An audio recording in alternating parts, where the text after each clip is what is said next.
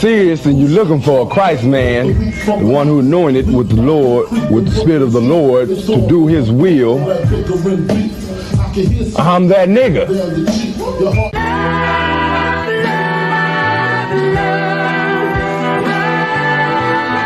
One West, 125th Street. Look, y'all put your faith in presidents like they gon' change this country. Run the league and let y'all play cause y'all gon' make a money. Fuck Obama, he ain't come here on Congo. Yahanna don't like no soldiers. Through the Spirit of the Lord, we don't like no soldiers. You understand me? The same. Black, Hispanic, Native, they hate your ass the same. Hate Christ in their image, paint you as a slave. God ain't all love, scriptures say he hate African soft niggas, they know we not the same. School to prison pipeline to get you off the streets. Put you in the cell, toilet connected to the sink. Molested as a kid, she prostituted as a teen. The byproduct of Martin Luther King dreams. They just took the yoke off, my nigga, we ain't free. We living bleak in these wastelands of poverty. If you don't know the truth, then the lie sound promising. Prophecy, gift and the curse. Dylan started killing, they was sitting in church. Black folk forgave him, man, this shit is absurd. You should never love your enemy, that shit ain't gon' work.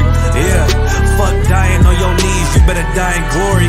Man, I joined the UPK, taught me the art of warring. I took a nigga life like mine to be recognized. I feel that pain every day, it can't be reconciled. Pops banging, my sister a prostitute. My brother got life, and somehow I still found the truth. War ready, no cowards, no excuse. Fuck reparations, you can't bandage no open wounds. Blood on the leaves, body swing hung from a noose.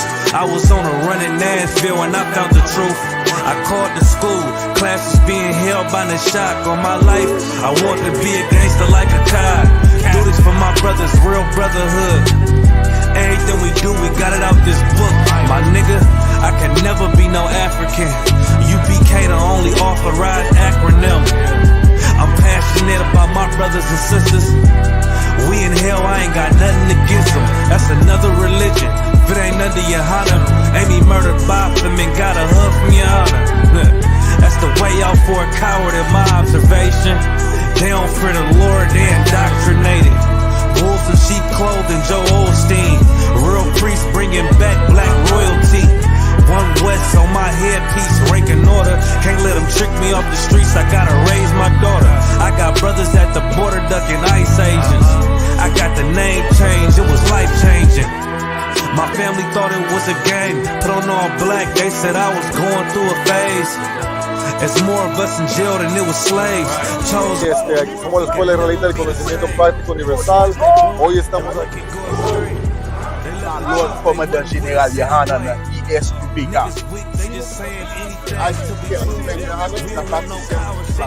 This is what Commander General Yahanna did. This is what he did. First camp, I cut off all my dreads. I took an oath when that oil hit my head. Niggas capping like they lids. I'm a priest, I never stick no fork in no pig. I was dead till I found out how to live. This brotherhood taught me how to be a man. I came back to my roots, I had to dig. A couple gaps I had to bridge. I got a rib, I'm married to this work. You wanna serve the Lord, he ain't in the Christian church. I had to dig. That's right. You wanna serve the Lord.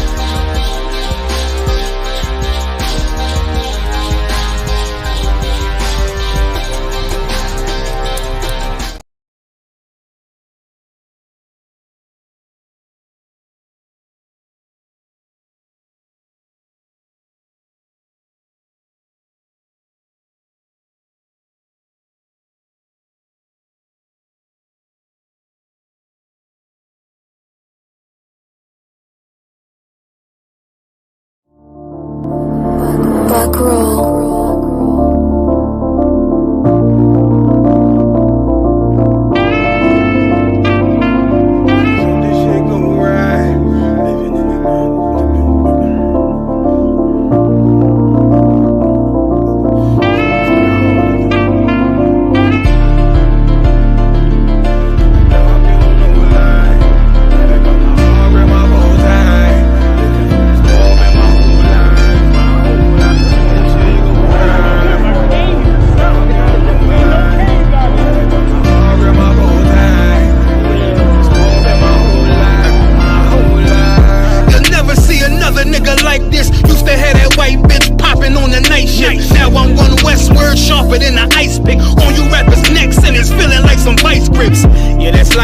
Send my bro a kite quick. Ties of war, we ain't forget about you. Keep your light lit. Rappers can't see, most of them scared to witness. Go on, close your eyes, there's one right here for the trenches. Bad bitches, natural hair or extensions. Hood niggas that'll probably grip like some dentures. Brothers on them fences, 23 and 1 out.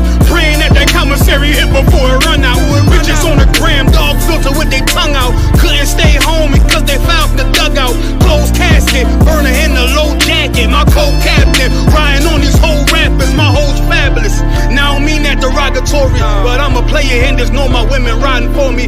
I avoided Maury, I got 2 jets. If I can't make it through for them, then I'm useless. Sit down that roof, Chris, with a couple bosses. After the war, just to count our losses, it's not many. You see a smile on my face, but I'm not friendly. Gone on my waist, sipping white Henny. I just hope this shit go right. Living in the dark, you don't know light. Gotta got my heart, grip my bow tie.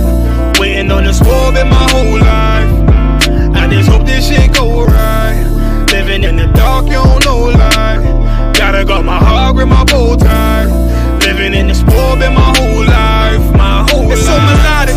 When I be dropping this ebonics, this ghetto phonics, they got me on the level supersonic. My bomb atomic, and you know where you can find me. Somewhere probably folding this paper origami. My name is pure as the Dasani, my wave is like a tsunami. I went from 0 to 100, feeling like Ricky Bobby. I made a deal with the Reaper. Got a couple wives, they some keepers. Talk a lot of shit, but you can't walk a mile in my sneakers. Bitches go to Miami, come home with change features. Now she got a BBL, her ass fatter. Trying to show up all them niggas that laughed at her. Now when they see her, they only wanna fuck her. They just wanna touch her, they don't wanna cuff her. They just wanna come and kick it with her like a punter. Turned her to a runner, now it's all aboard the train. Fenty on her face, but it's not concealing the pain, it's a shame. So I'm in the hood like some rap snacks. I know niggas kill you and your mama for a scat pack. Dark tint, matte black, they do it for half that. Had you like 90s Missy in a fucking trash bag. I'm from Philly, we don't do bank accounts, just cash app. I spit a verse and I just watch the time slow. This that God flow, this that shit that rappers die for. This that uncut Taha Wall straight from Pablo Escobar. I be at the bar like Moscato. They think it's effort, but no, this that block work. Make the countermeasures, take pleasures, making an op hurt. Lighters in the sky, cause every verse is a concert. My mind work at speed y'all can't fathom. Listen to the words of a champion. And Ken, the streets need another anthem. I just hope this shit go right. Living in the dark, you don't know light. Gotta got my heart, grip my bow tie. Waiting on the squab in my whole life. I just hope this shit go right. Living in the dark, you don't know light. Gotta got my heart, grip my bow tie. Living in the squab in my whole life. My whole life.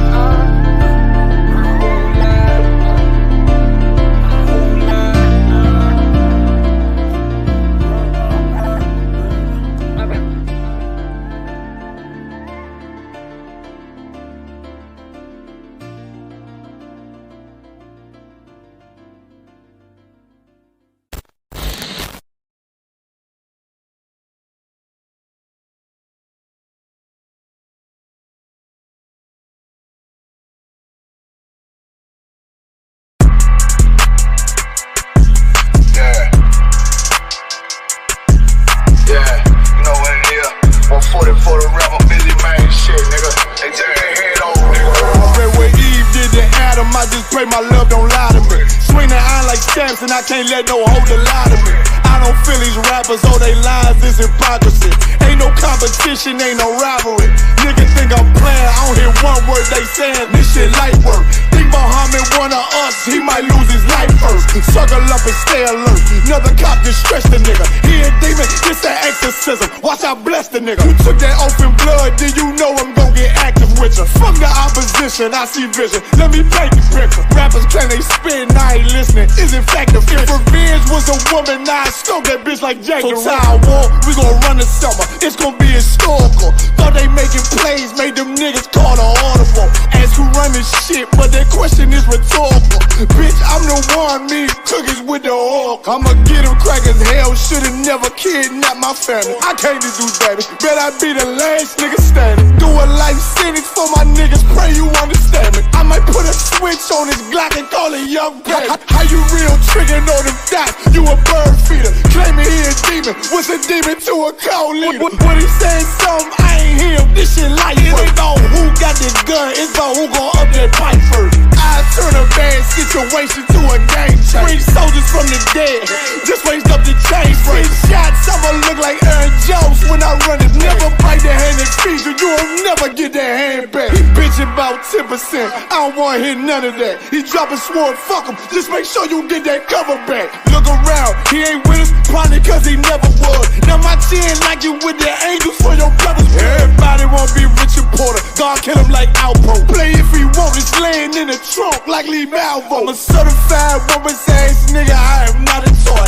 Hey, out with that hollow sign, yeah, this the rim accord. Feel like Gullah Jack when I'm in Fayetteville, you feel your boy. Still about my brain, still I think that's all that I do. The way I get that boy lost, they gon' start to call him Elroy. Fuck his game, pop out on them demons like I'm Hellboy.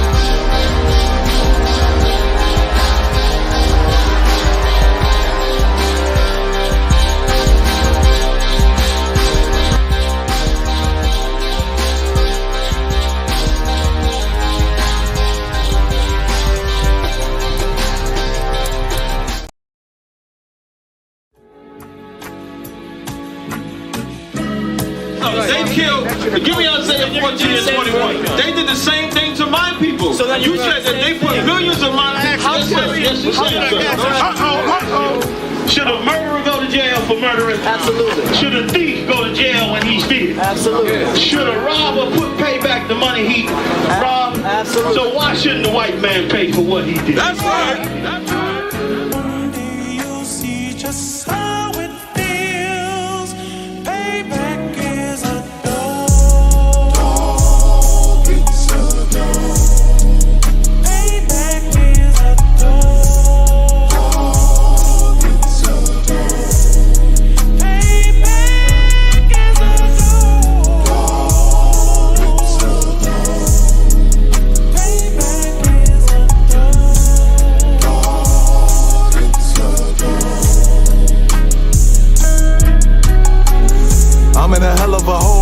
was never expected to grow. Just obstacles set in the road, that a result of me selling my soul. The story I'm telling is cold, but yet it's what everyone knows. The white man's the devil is known. America was never a home, only a place of captivity, save facility, hating, disfigure me. They claim that I'm lazy, be killing me. Maybe this slavery draining my energy. 400 years and counting, the trail of my tears is countless. Main fact that I'm here is astounding, but I can't wait till this shit is surrounded. Ready to tangle my king and the angels, be ready to rap. Cracking the sky, nuclear missile Pistols will make it official, I'm capturing every cracker surviving. Put them all in chains where they need to be, slavery for me. And let the whole world see that with them in the cage and safer in the streets. Put the dog on a leash, get resolved for the beast. 144, get the ruler show, we could all be at peace. As soon as the trumpets are sound, your kingdom we busting it down. The only way justice is found, the time for your judgment is now. Do you see just how it feels? Payback is a dog. It's a dog. Payback is a dog. It's a dog. Payback is a dog. It's a dog. Payback is a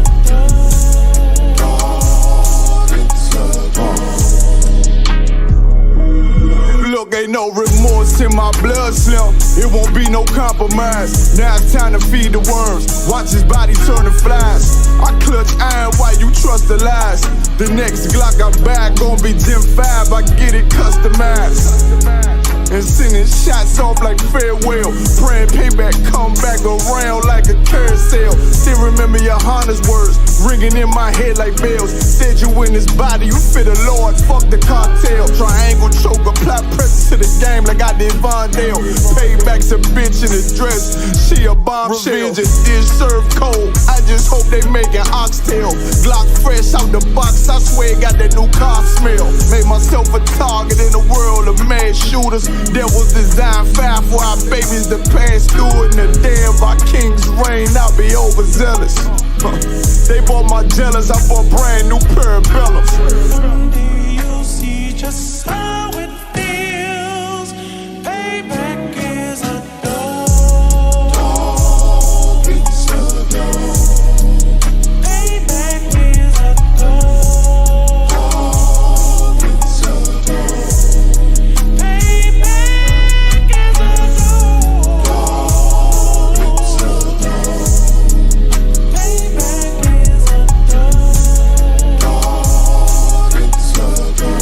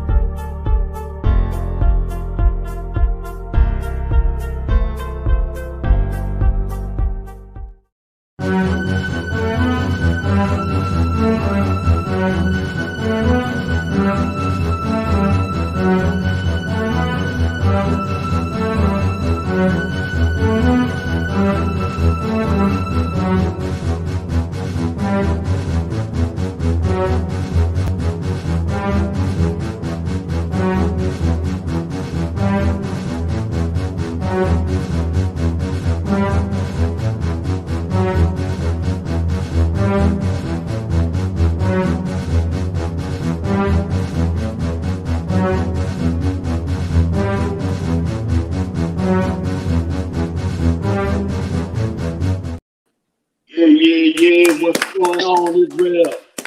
Let me get all this stuff out of the way here. I feel like a lot of stuff in this shot. Hold on, man. Allah Panya, Salahi.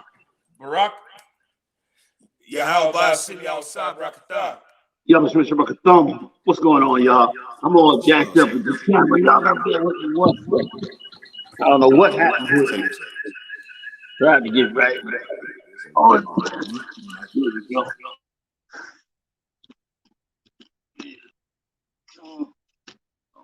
Let's see. It might be a little better. I'm saying. Yeah. All right. What's going on, Akim? Yeah, we're gonna get in there a little bit tonight. Do a little something. Big shout out to everybody. Let me see who's in the room right quick before we go any further. You understand? Let's see who's in the room. I got an echo machine. I don't know what who's handling that. Is Papa Juan handling that or Mashak? Lassa, Misa. I'm working on it right now. I think you should. Oh, okay, come. Makwa Lot. What's going on? How about you, Mashak? Nazam Anya, Jewel, Mosai and Christ. All right. Eric Brewer checking in from Lyons, New Jersey. Okay. Holding it down. All right. Gadaya Allah Zabalawan. How about you, Shabrakatha warrior? Trooper coming in all the way from Nicaragua. Oh, wait a minute. Barakatah Shalom.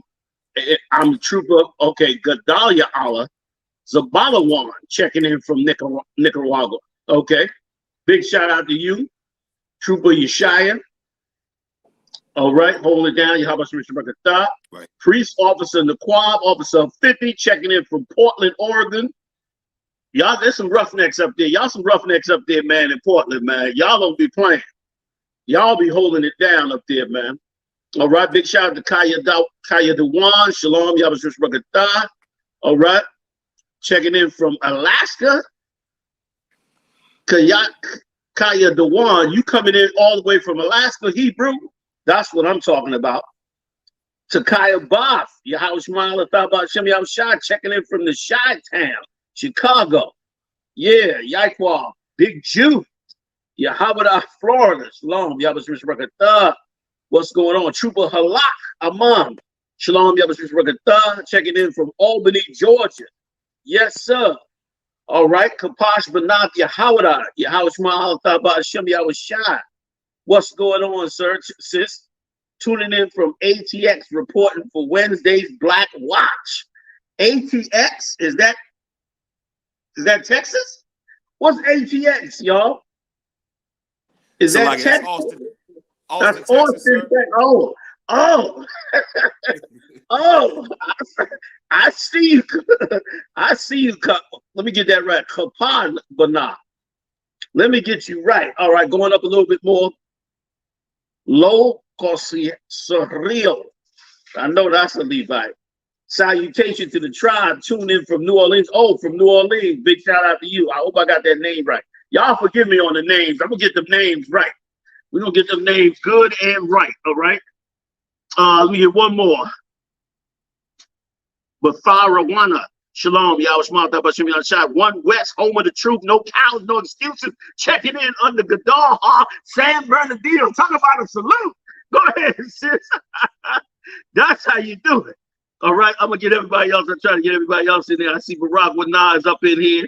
Some of the big shout out to Barack Wana, another powerful sister up in the truth. OK City doing it big time. Just Art and Paint, Shalom. I get everybody else in the building. All right. We got a couple things we're going to go over. All right. First, y'all got to let me get into Yemen. Okay. You got to let me get into Yemen and what just happened. Y'all, you got an article on there? Any of y'all got an article on that? Slaka, sir. Can you hear me? I can hear you because go ahead. Yes, Slaka, sir. Yep, I can pull one up, sir. Please. Let's pull up the article on what took place recently in Yemen, because it is absolutely, amazing. What is going down. Kawakan.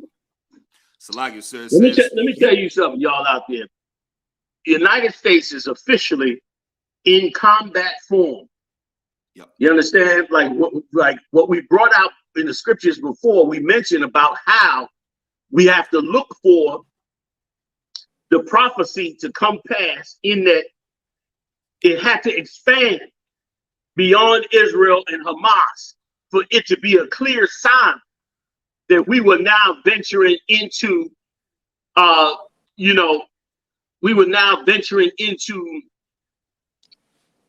full-scale Third World War, Ezekiel 38 chapter 6 scenario. You understand what I'm saying? And so that's where we at now.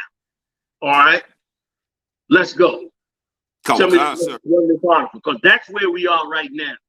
So we don't know. This is, they could always pull back. They could always pull back, and this could be just another, wars and rumors of wars. But it isn't a whole lot on the table that's saying that this is a pullback situation. But we'll see. You know what I mean? Like I am not close to the idea that this may be the last Passover that we have before I'm not close to the idea. Now, don't quote me on it. I'm not, as far as I'm not prophesying that, but this is bad, and I'm praying it get worse. I'm edging it on. Go ahead. Kawakar, sir.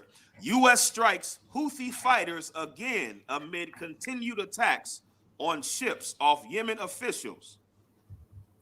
Go ahead. Kawakan, the U.S. has launched a new retaliatory strike against Houthi targets in Yemen amid the group's continued attacks on international ships in the area, officials said Wednesday. 5 areas were targeted in the U.S. strikes on Yemen. The governorates of Hodeidah, Taiz, Damar, Beta, and Saada, according to the Houthi state media.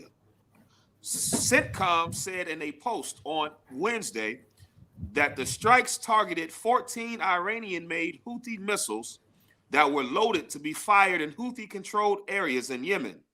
These missiles on launch rails presented an imminent threat to merchant vessels and U.S. Navy ships in the region and could have been fired at any time. So we talked about last week how that tiny little area right there, that tiny little entrance right down there in that land was getting ready to get stirred up. Now, the U.S., according to this report, just fired on 14 missile sites.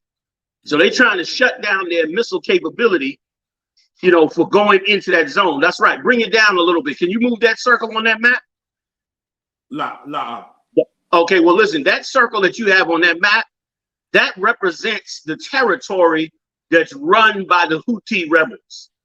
Okay, that is in the Bible. That is the land of Sheba, or the southern part of Arabia. Okay, the southern part of Arabia is where Sheba is at, and the people of Sheba are the people of Ethiopia. Those are not Arabs over there. I mean, it might be Arabs in the land now, but that land was part of the kingdom of Sheba. If you go right to the left on that circle, you see the land across the water that's touching the circle on the left. Kawakan. That's also part of the land of Sheba. Technically, the people in that area are Ethiopians, okay, or the people of Sheba. That's who's down in there, saturated in that land. And brother, it's about to get on in that very zone. Now, if you go to the very bottom, which show you the Most High, the Lord is nothing to play with, because you can't control what the Lord does. You understand? Like, he destroyed Egypt out with little natural disasters, little hail, you know what I'm saying? Little, viruses. He didn't even send an army in there to destroy them. So if you look down at the very bottom, that's a very tiny corridor. And in that corridor, everything that's of significance going up into the Middle East that can't be flown in, or is too expensive to be flown in, comes through that canal right there. It has to come in that canal. And they are set right there to jump in that canal. Now, if you're able to, slide the whole thing down just a little bit, if you can. If you can, because you see there you go, down a little bit, if you can. Now, you see the white line? No, I see you able to go up, but you can't. You don't seem like you could go down. Yeah, that's the bottom of it. I could get a better picture. No, I don't want to see more of the bottom. I want to see more of the top. I want you to go in the opposite direction. There you go. Come down. Come on. Stop. Right there. You see that white line that's above the circle, separating Yemen? That's Saudi Arabia right there. Right above that white line. So the Houthis that's down in the circle, those are the ones backed by Iran. The ones above the white line are the enemies of Iran, Saudi Arabia. Do you see how close they are? They are absolutely locked in there tight. And it ain't going to take much to take that to the next level. So this is what's happening there. Read me a little bit more and I'll go pull the scripture on. Sir. Houthi state media blamed the U.S. and the UK for the attacks. The U.S. is the only country to have acknowledged the strike. Wednesday's strike came after a drone from the Houthi-controlled area in Yemen hit a U.S. flagged carrier ship in the Gulf of Aden on Wednesday. Now that was a drone. Bear with me a second. That is an unmanned drone from a small country like Yemen. This is the worst thing Esau could have done was make unmanned weapons. Because unmanned weapons don't have to have life support control systems. It's no different than the little race car you buy your kids that you use a remote control for. You don't have to have a seat. You don't have to have a seat. You don't have to have a steering wheel. You don't have to have an oxygen support system. You don't have to have controls and arms. It's done all by wires. And the problem with that is every little country now can build those things. Like we brought out last week in the Ukraine, they're flying drones that you buy out of Best Buy. Out of Best Buy. They flying them drones in Ukraine, dropping bombs on people. So it's a mess what they've done with their technology. And so now that the U.S. has to fight them because they got to try to keep that canal open, they're already in a de facto war with Iran. And of course, you know the $1 million question, does Iran have nuclear weapons? That's the big question. Or is he on the verge of it? Do they know about it? Are they moving into this war to get to it? It's bad. Was you gonna say something on it, any of y'all? Lie, sir. All right, let's go to the scriptures, because I was going over this earlier with General Yahanna. We were talking about this. This is Ezekiel the 38th chapter. This is so biblical. What we see it right here. Okay, anybody want to throw a question? Just put it in the comments. This is so biblical what we're seeing right here. So again, once again, right dead on the prophecies we've been bringing out in Ezekiel the 38th chapter. One of the most powerful prophecies of this near future. Okay, go ahead. You want to start at verse 1, General? No, let's. I'm sorry. Start me in. Really, I want the main crux I want to go to is 16. But I tell you what, I think you could go to 14 to get me all the way right on it. Let me see where I'm at on it. All right. Bear with me 1 second. Pull it up for you right now.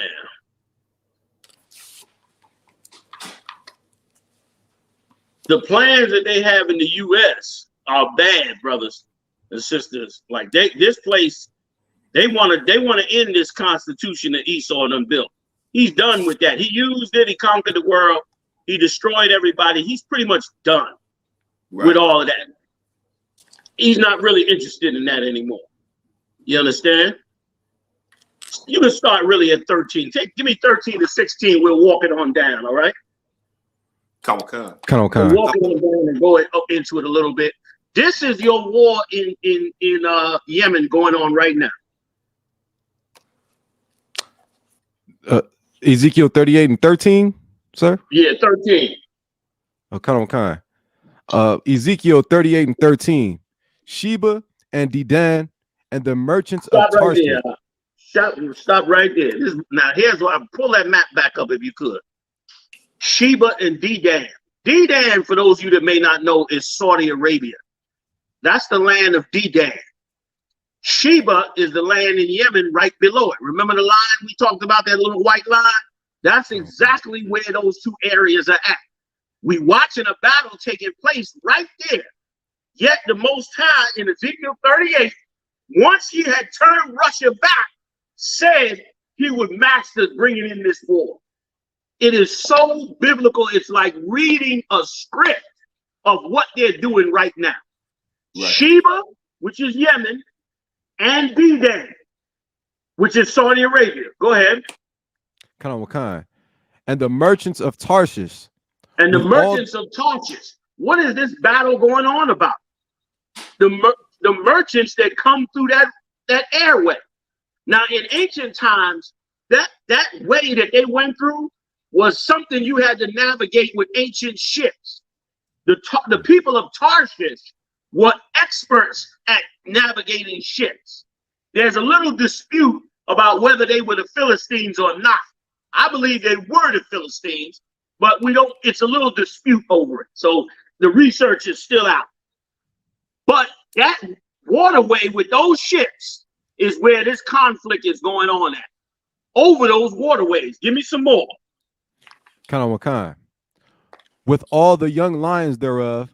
And that young lions thereof, sloppy to cut in on. With those young lions are different groups of people who are not following any governments. They're young lions. They're young cats that just want to get into the war with Israel and Gaza and the Palestinians. They want to get into that battle. Those are those young lions. Go ahead. All the young lions thereof shall say unto thee, art thou come to take a spoil? Hast thou gathered thy company to take a prey? And that's exactly what's happening in there. What's happening in there is they've gathered together to now move on those people, those Palestinians, and take over that land. And there's plans on the table for the whole Middle East. Biblical prophecy like you can't ever imagine before. Go ahead. To carry away silver and gold, to take away cattle and goods, to take a great spoil. Right. That's what you get. That's what's going in and out of that canal. In and out of that canal is goods and services, man. You understand? Meat and oil and coal and weapons. All types of weapons are coming through there. That's what they're trying to cut off. That's why they attacked that U.S. ship. Because they don't want those weapons being carried up through there, shiploads of weapons to fight those Palestinians. So they're trying to block it off. And what he saw and what the Lord is prophesying through Ezekiel is that they're saying to themselves, yo, are you coming up here to take a spoil, to overthrow all our lands? Is that what you're trying to do? And that's exactly what's unfolding right now based on what Kazak just brought out. It's unfolding before our eyes. They also hit some bases of the U.S. in Syria. They also blew up a base in Iraq. Once again, all of this is not being pushed out in the news full force. But it's happening right before our eyes. And it is glorious before the Most High. Because the end of this, like I always say, people get so confused when we talk about it in such a positive way. But if you are a Christian and you've been in the church and you claim and you serve the Lord, you're supposed to know this. This is supposed to be what you're about, the return of Jesus. Right. The kingdom come. All of that talk you've been singing and dancing about, it's here. What's the problem? Why are you against it now? Nobody that calls themselves a servant of Christ should be upset with what's going on in the Middle East. You should be totally ecstatic that this book, this is a 5,000-year-old book in more languages than any other book on the earth, laughed at by the scholars and geniuses of society, man. And yet, what is in the book is happening right now. Something else is happening too. all over social media, people are filming their rebellions against their pastors. They are throwing pastors out of churches. Check it out. They're throwing them out of churches. They're calling them charlatans and fakes and getting rid of them because the times is tough and they only care about themselves. One pastor, I saw the tape. I know y'all saw the tape. Somebody posted it on Facebook. One pastor was in there prophesying nonsense, and his side piece. Did y'all see that? She bucked up in the church. Concert. Yep. Stomped her way up to the front and uproared the whole set and tried to beat up his wife. They had to hurry her, scurry her out. They had to call Esau. Esau had to come in there and get her up out of there. And then they tried to get rid of him. And he was like, hell no, I'm the pastor. I'm the pastor. He was trying to buck it. But they wanted to throw him out. That's what's happening now. That's proof positive that you should be serving the Lord. Right. Like that's guaranteed proof positive that the Most High is bringing this to pass. Give me some more. I'll tell them where you at. Count on what, sir. Ezekiel chapter 38, verse 14.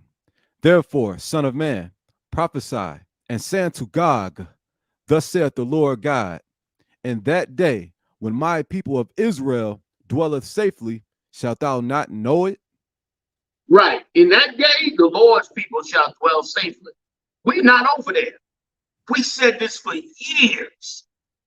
You could go find old tapes of me bringing this out, I mean, years and years ago, where I said we should not be in the land of Israel right now. We should not be in that land. Where I said that Benjamin and them that came out of Chicago, that went and set up in that land. And then others followed suit later on and set themselves up in the land. And I told them, I said, look, man, don't do that. That's not where we're supposed to be at. And then they came down on them. Here's what's the scary part. All of their sons who are over there in Israel right now have mandatory military service. Y'all heard me bring this out before. Mandatory military service, which means they got guns in their hands right now, and they over there having to kill Palestinians who did nothing to them, who didn't do a single thing to them. They got to go kill those Palestinians now because they're in the U.S. in the Israeli military, and that in itself is an abomination. I would be loathed if I was a young man of strength and might. I still got strength and might, but I'm saying a younger man. You know what I'm saying? The younger me when I was slamming niggas on the mat, taking gold medals. You understand, in jiu-jitsu, them days. That's what I'm talking about. I would be heartbroken that my strength has to be taken away and used for the very people who steal my identity. Like, that's a horror. That's a nightmare. That's an absolute nightmare. And that's what's going on over there right now. So go ahead. The Lord's people are dwelling safely. They're not in the land. We separated from it. Go ahead. Kind. In that day when my people of Israel dwelleth safely, shalt thou not know it? Verse 15. And thou shalt come from thy place out of the north parts, thou and many people with thee. And all these nations are with Russia. All of them are with Russia. Get ready to see France flip all the way. France is about to flip all the way. Ireland is damn near in a civil war right now. All these countries are taking in, you know, young men from all over the world, and their people, these Edomites are feeling like they're losing their empire. They're feeling like our empire is going, that somebody cut a deal to get rid of our empire. And they're mad as hell. You about to see it get on and on. This is the greatest time you could ever be living in, you understand, except for the time when Christ pull up with them ships. That's the only time that'll be better. That's the only time that'll be better than this time we in right now, this moment. Let's go. Okay? Let's get some more. So the Lord's people, according to what you bringing out, Sabawan, that the Lord's people shall dwell safely. Am I right? Sir. And they won't know it. The people they're going over there to kill are not us. Go ahead. Verse 15. And thou shalt come from thy place out of the north parts, thou and many people with thee, all of them riding upon horses, a great company and a mighty army. And a mighty army. Boy, you about to see it stir up. You about to see them get every African country. Remember, South Africa brought Israel to the UN tribunal. And several European countries got down with them. People are angry, man. White people feel like the Israelis are bringing them into a war. Not only that, they are very upset with the fact that Americans, that is, are very upset with the fact that they believe that the Israelis, the so-called Jew, is controlling America and using America to go in and basically start the Third World War. And they're mad as hell at it. Donald Trump got 51% of the vote in Iowa when only 19% came out. It was so much snow and ice in Iowa, only 19% came out for the Republican nomination. And he got 51%. And they say if you get 51% in Iowa, you got the nominee, and two, you have a good chance at taking the presidency at 51%. Okay? And a lot of people are re-examining Trump in that. Remember when Trump was in office, the talk was he's going to declare martial law. He's not going to get out of office. He's going to wreak havoc around the world. And yet, now the Edomites are saying this is happening over here. And brother, it's bad. It's bad and it's beautiful. It's bad and it's righteous. It's bad and it's biblical. It's bad and it's all that. You know what I mean? Walking Tall said it sounds like Vietnam all over. You're right, Vietnam 2.0. This time they won't be dropping napalm. You know what I'm saying? This time they'll be using JDAM bombs. JDAM bombs are laser guided. They can hit a quarter. They can hit the medallion on the back of your car with those bombs. Okay? That's what's going on down. So good point. You understand? All right. Keep going. Sir. Ezekiel chapter 38, verse 16. And thou shalt come up against my people of Israel as a cloud to cut. Go ahead. I'm sorry. Go ahead. Sir. It's like you. As a cloud to cover the land. Right. They're gonna come up. They're gonna come up thinking they're coming to take out the people of Israel, but they're not taking out the people of Israel. They're taking out the Israelis. The people of Israel are dwelling over here in North, Central, and South America, but they're going over there to wipe out that land, thinking they're coming up against the Lord's people, but they're coming up against their own flesh, Edomites. Go ahead. Sir. It shall be in the latter days. And it shall be in the latter days. That's the days we're in right now. These beautiful latter days. Is that end of 16?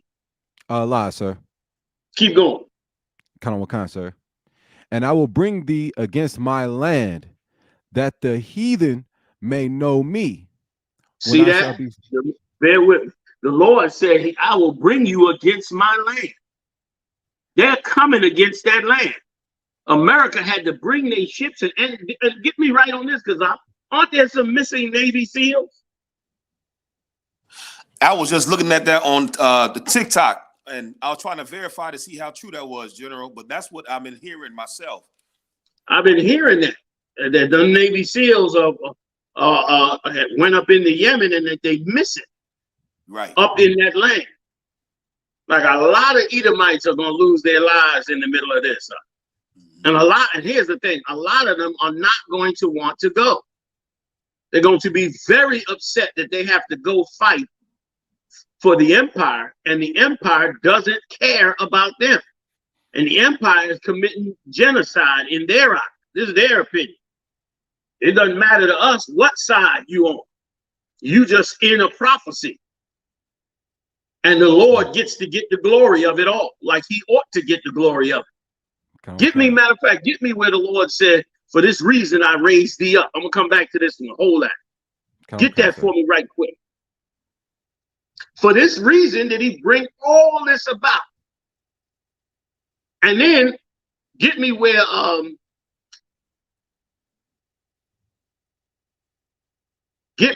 either is it you got one in Gideon with Gideon, and then let's just do this first. I'll come back to you. Go ahead. Come. Romans chapter 9, verse 17.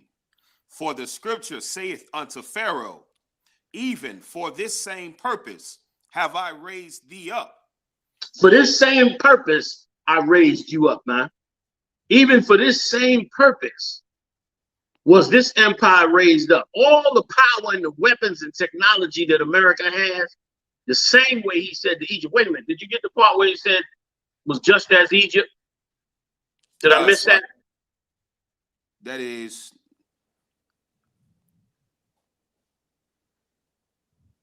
Is it further down? Somewhere in there where the Lord mentions how just like that, this was, well, he said Pharaoh, so that's really good enough. He said Pharaoh, so you know he's talking about ancient Egypt. Come on. And if he's talking about ancient Egypt, which has long since passed from owning us as slaves, he's talking about this Egypt. Read it again for me, out. Kawakan, sir. Romans chapter 9, verse 17. For the scripture saith unto Pharaoh, even for this same purpose have I raised thee up, that I might show my power in thee. Right. He showed his power in Egypt. He wiped out the greatest nation on earth 4,000 years ago. He wiped them out. Wiped their army out. Yagadar says that ABC News is reporting 2 Navy SEALs missing. Marshall saying the same thing. You understand? The 2 Navy SEALs are out there missing in that Houthi area. Right. Here we go. Here we go. It's about to get bad. And once again, I've been saying this, and I'm telling you, get ready for this. This war will not be fought like a conventional war. They have too much technology. This war will be fought everywhere. Everywhere. There will be assassinations. There will be bombings. There will be all types of things breaking out for the purpose of each one of their goals. Some, they'll know who it is. Most, they won't even know who's doing it. Get ready for cyber attacks. This is why war in the 21st century is the worst thing that could ever happen with you, because war, did I lose the brothers? Or you just put me up full? Okay. War in the that's all right. War in the 21st century is the worst thing you could ever want, because war in the 21st century means that technology is involved.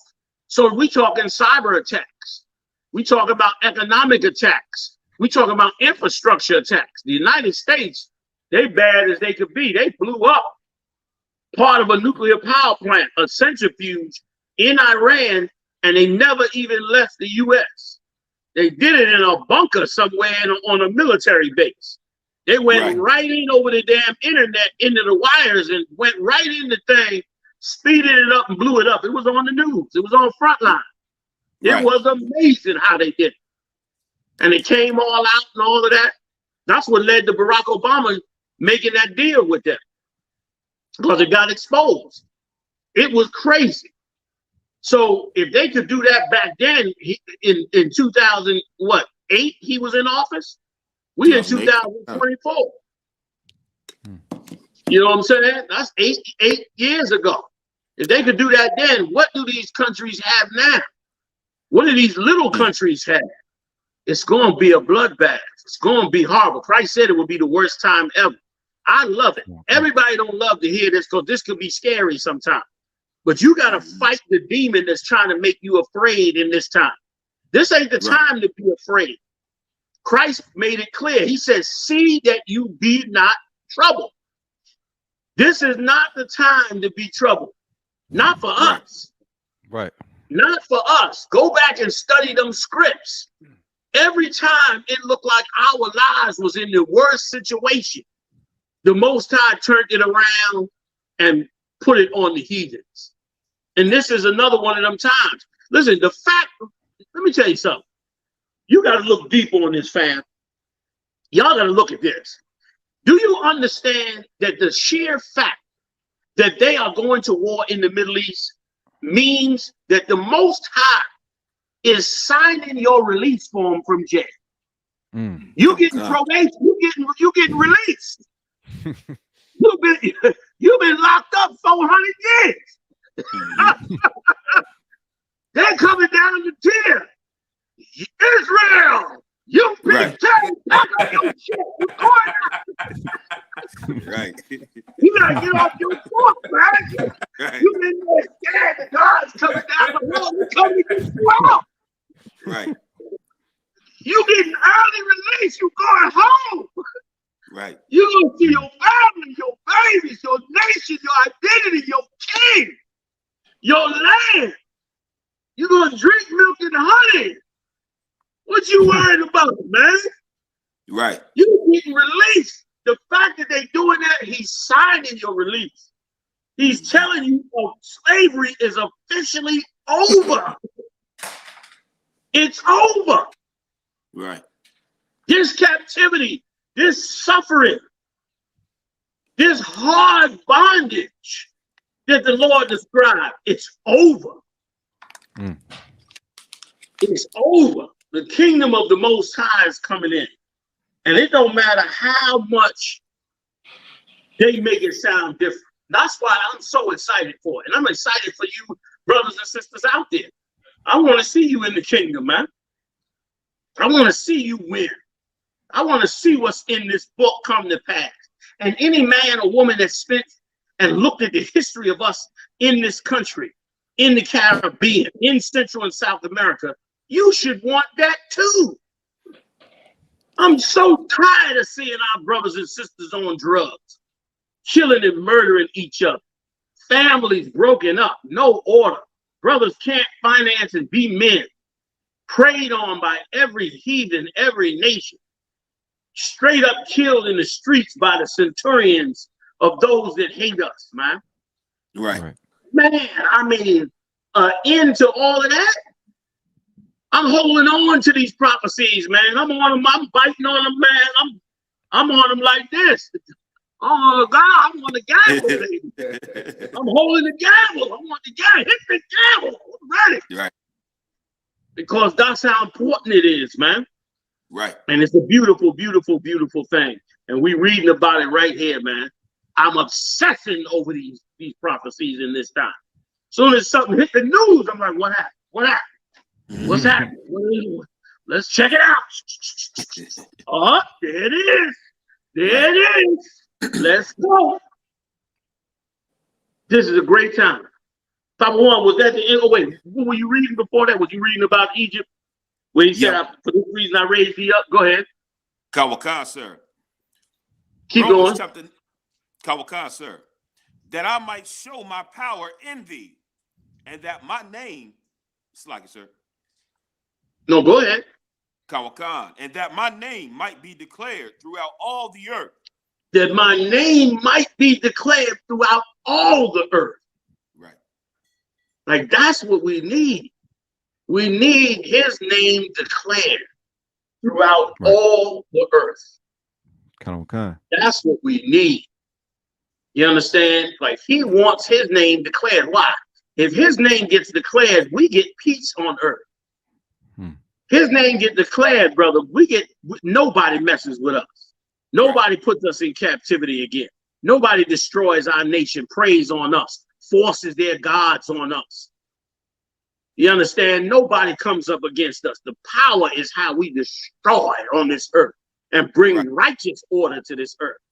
Not this new world order, 1,000 points of light crap they trying to create, but the real kingdom of God. And listen, and for the Edomites and for those other nations who don't want it, you're unjust. You had us in slavery for 400 years. Right. And many of you had us in captivity before the 400 years. Right. You had your way with us. You took our daughters from us. You slaughtered our fathers. You starved us and worked us to death. To this day, people are worried about human trafficking. I'll see if there's another charge I could get.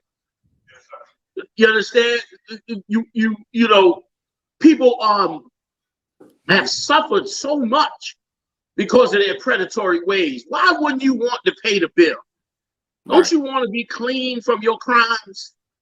Don't you want another chance? The Lord is merciful on these heathens because a little 800,000 years and they still get to get a kingdom under Christ. Mm-hmm. They ain't gonna have no power, but they'll still be able to have a kingdom with rules. Their own leaders is running them into the ground. Right. I think, let me have the, oh, okay, yeah. You understand? Their own leaders running them into the ground. Their own leaders are running them into the ground. So they get a chance to get a kingdom after this. Pay the damn bill. Pay the bill. You did us dirty, you did us wrong, pay the bill. That's right. Change your heart and do what's right, like the Lord said. Right. And that's why you got to show his power. His power is right and just. Go ahead. You got more? That was the end of Rome. Okay, let's go on back then to finish up on this 16th verse. And we'll move on to the video. Because now then I got to show you the most racist black people against black people you have ever seen in your entire life. You about to see the most racist black people against black people. You understand? And the proof of it was Christ. Like the shame on us for allowing them to kill Christ when he was raising the dead and healing us from all manner of sickness. Right. The nerve of us. The nerve of us. Let me tell you something, Mark. The nerve of us to listen to any black leader after what you read. That's why, once again, that's why they had to destroy the Bible. They had to destroy these scriptures and get you out of these scriptures because these scriptures give you so much ammunition against wickedness. Right. Like anybody who really examines the story of Christ would never trust any black leaders, would only trust the prophets of the Most High because that's who got him killed. Straight up and down, who got Christ killed was black leaders. Right. The same ones we look up to, the same ones we pouring over every word, the same ones we trying to mimic, the same ones we want a success, the same ones we looking at on the sports field. That's who killed him. That's who got him killed. And got him killed on false charge. You talk about no snitching. Like when we gonna call no snitching where it should be at? Let's call out fake snitching. Them cats fake snitched on Christ. Just fake snitched on. Total lie. Got him killed. It's a cat that was healing people. Better than a doctor. Better than any doctor you ever could come across.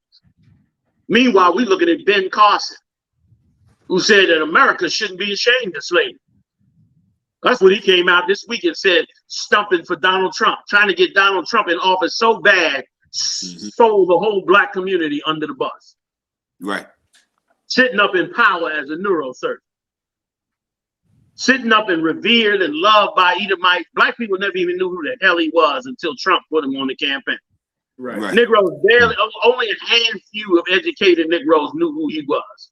He was famous in the medical world and all that, but mainly he was famous. He's famous among Edomites. I know I'm diverting, but y'all bear with me. But really, he's famous among Edomites. That's who he's famous among. You understand? And in that fame that he has among Edomites, they look at him like he's a damn god because he separated conjoined twins, which is by itself is amazing feat. Okay, I ain't gonna short him on his skills and ability as a neurosurgeon. The boy is bad. Okay, damn near second to none. But he's a horrible, horrible disgrace of a human being and an abomination to this race of the Lord. Right. That's also what he is. Right or wrong. You understand? And so nobody, after you go back and look at that story of our king, and our king who getting a kingdom now. Like, this is so deep what we dealing with. The very man that we turned around on and fake snitched on, falsely snitched on, and got killed, he's still getting his kingdom. You understand? He get to step back and say, yeah, you suckers did me dirty, man. Did me real dirty. You know what I'm saying? All right, let's go back to where we were. What were you holding? We back in Ezekiel, finishing the 16th verse? Sir. Ezekiel 38 and 16, sir. Let's finish that up, and we're going to get ready to roll off of that. Yes, sir. Sir. This is Ezekiel chapter 38, verse 16.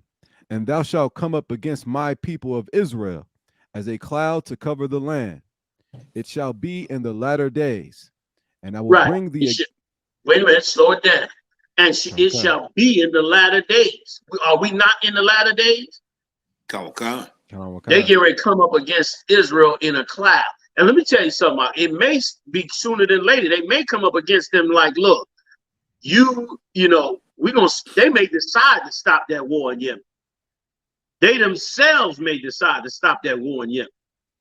And if they, not in Yemen, in Gaza. And either way, once you start bringing in military soldiers, anything can happen. Anything can happen. Was there more on that? Sir. Go ahead. It shall be in the latter days, and it shall be. Go ahead. I'm sorry, I keep cutting you off. Go ahead. Sir. It's like you, sir. It shall be in the latter days, and I will bring thee against my land, that the heathen may know me, when I shall be sanctified in thee, O Gog, before their eyes. Right. When they go down in that land, he said he's going to be sanctified. Meaning the bloodbath that's going over there, it's going to make everything right. You sanctify something, that means you make it clean and ready to be served for the Lord. That's what it means for you to sanctify. It means you clean it. You make it holy again. And how is that land going to be made holy? When the Lord gets to kill tons and tons of nations in that land. That's how he's going to make it holy again. That's what's going to bring it into being holy again. And brother, that's some serious business of the Most High. That's in the 16? General. All right. So what? Now let's go let's move on. Let's move on. In the meanwhile, while the Lord is trying to give us the kingdom, I got to show you this tape. This is from back in the 60s or the 50s, I believe. And let me just tune you up for the background. First of all, Mashak, let me know if are we good to go with pulling this video? Okay. This video here is an amazing video. These are Black people who have gained great success in I believe the 50s, early 60s. Their outfits say early 60s. And these people, this is what they did. They became successful dentists, doctors, lawyers. And when they became successful, what they did was they moved to California. What you're going to find out in the history is that a lot of Black people moved to California because California was so liberal. It was such a liberal state so early that Black people went out there and didn't have to segregate. Like, you could go out there and walk into a restaurant and you could sit in there with the white people. It wasn't the same thing. It was nowhere near like the South. It wasn't even like the northern whites. They were super liberal out in Los Angeles. So these wealthy Black people heard about this and they decided to move out into this area. But when they went out there, poor Blacks and the Black community started hearing about it as well. And so the black community started moving out there. So they came together to have a meeting about it. Run it back from the beginning, and let's hear these black people talk about black people coming to California with them. Go full screen if you could, Mashak. I hope you can do the sound too. You having any issue with the sound? I don't think so. And I know that people are concerned about this. They may not Started from the talk about it beginning. very often, Give me a but I full heard screen the if you person could. shudder in church when he said there'd be 1 billion Negroes in Los Angeles. We shudder because we're saying, in essence, the majority of these people are not like we are. And we felt that maybe some of us felt we left the South because we were getting away from this problem. We are part of this exodus too. But we are a little maybe embarrassed by the fact that here we're going to have a mass element come in that's going to create a tremendous social problem in the community to which we find a great deal of difficulty in relating to. Well, I don't want to sound like a do-gooder because I really am not, and I'm somewhat of a snob. But I do think that with these people coming in who are not our intellectual equals, nor are they of our sociological bracket, they're not to be a handicap to us. They'll find their own level. Now, I do sound like a snob, but I don't mean it this way. But they're used to living a certain way, and they too might rise up above their origin and might one day be our associates. The whole tone of this meeting is we're setting ourselves up as little puppet Jesuses. We can't help anyone else until we help ourselves. The Negro has had 2 professions, his own medicine, dentistry, law, or psychiatry, and he's had the profession of being a Negro. And many of us have come out here to escape from this second profession of being a Negro. And we are out here a while and we're working in our own field, and then we find out that here these same problems are falling on the heels of 1,600 Negroes a month that come into Los Angeles. Now this gives us problems. It's our own view. It's our own identifying with these Negroes that are coming in with their carpetbags that causes us problems. This is a basic embarrassment that we as Negroes have. We want to live together, yet we want to sort of scatter to the far winds and live amongst white people. We are brought up in terms of this, that to have Our digital PDF, Black History Facts, you probably did. Pause that, Mashak. You can stop it right there. Bring it back to me for a second. Tell me y'all heard it. Hey, if y'all heard that in the chat room, please give me a 1. Big shout out to Angela Nuno. Big shout out to you, sis, coming out of LA.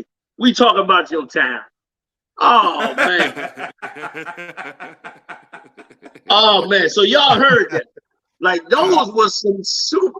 Did you hear how they was talking, these people? And how the one brother said 1,600 a month. Like you was roaches coming out there. That's black. That's the real black leadership. Right. That's your Steve Harveys and all these prominent, wealthy black people. That's your Jay-Z. That's the people you love so much out there, man. Not us in here. Those that's waking up to the truth. Those was the most coons. I'm gonna play it again for you because it's a short video. Those are the coolest coons you ever met. And brother, they moved to LA to get out of the black community. Like they wanted to be in the white community. And let me tell you something. Let me tell you, that's why being in the UPK is so special. I'm gonna tell you why. Because it takes a special human being. You understand? Big shout out to How About Young. It takes a special human being to see the tragedy of black people and to care about it more than leaving them and going and joining the man who destroyed them in the first place. Like nowhere in that conversation did they say, you know, well, we should care about these people, even though they're in bad shape. They are our people. And what happened to them is not their fault. Like that's what they're supposed to be saying. But they could care less about that. All they could see is there's 1,600 black people coming in here and they messing up what we came out here to do, which is to get away from them and live in the white world.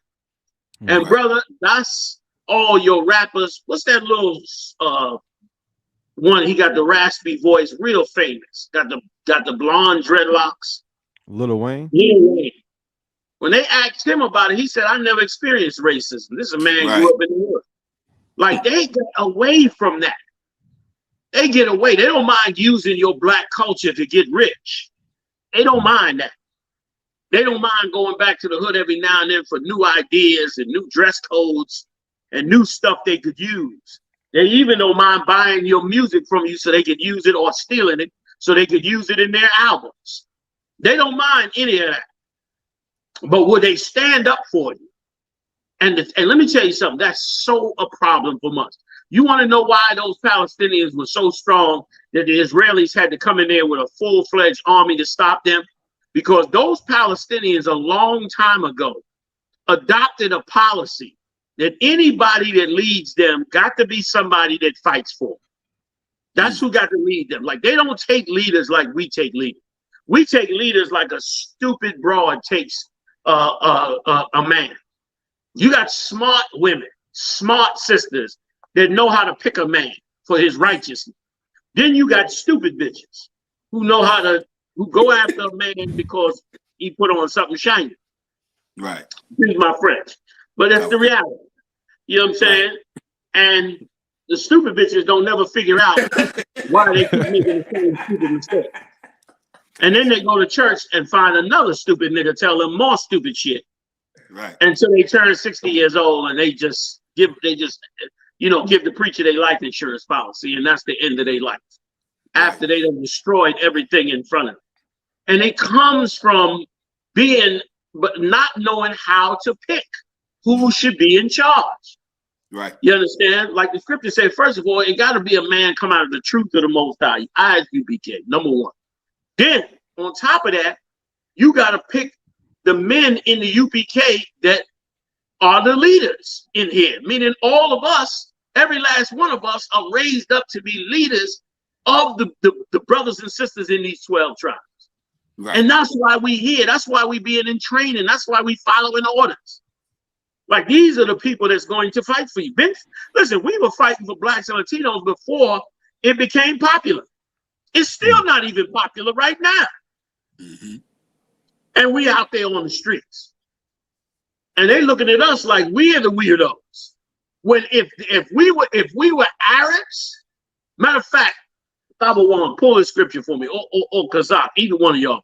Pull the scripture where the Lord said, I think it's in Ezekiel, where he said, had he gone to another people, they would have turned overnight. You know the one I'm talking about? Y'all know when the chat room hit me. Damn right, Sawak, Shemaiwan. You understand? We choose right in here under Yahawashi, the brotherhood of the ISUPK.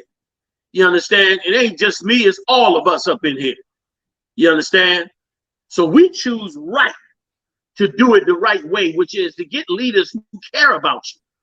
Even BLM, people looked at Black Lives Matter like they was the bomb until you went to their website and found out that they want to destroy the traditional family structure funded by George Soros. That's another thing. How can you have a leader that's funded by the very people that's destroyed you?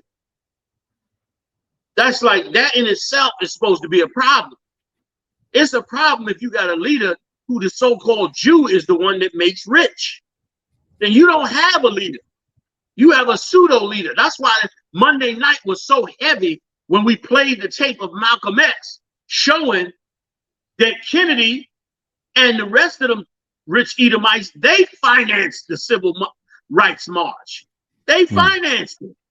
They was in charge of it.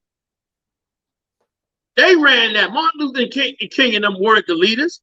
They were the ones following the leaders. The real leaders were in the background was Edomites. That was the real leaders. And boy, if blacks and Latinos and Native Indians could make the right choice, if they could make the right choice, they would get something amazing. Like, had we made the right choice when Pontius Pilate was bringing Christ up for that trial, that was such an example of who we are. Always such an example of who we are. Here we got a man that's healing people, that's clearly innocent, at least argumentatively innocent. And we get influenced by stupid, shiny preachers who tell us to kill Christ for their own selfish, greedy, lustful gain. We don't even check what the motivation of a leader is. Like, what are these black leaders motivated by? Who's financing? Who built T.D. Jakes, that multi-million-dollar church? Who's the bank that's paying the note on? Is it a bank? Is it a white Christian group? Who is it? And if you go running down the rabbit hole, he's part of a huge worldwide white Christian order. That's what he's part of. Not just him, so many others. And we choose so badly. We choose so badly. And here's here's why the people that's on the bottom of this kingdom, Christ said this: blessed are the poor, for theirs shall be the kingdom of heaven. Because poor people in the hood, they respect the roughest nigga in the hood.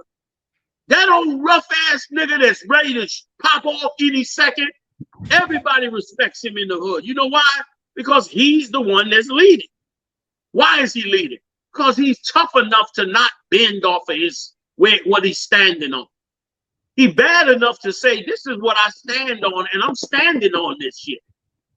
Whether I mess up or don't mess up, he's willing to do that. But then when it comes to us as a people, we go choose some idiot that's been financed by the devil.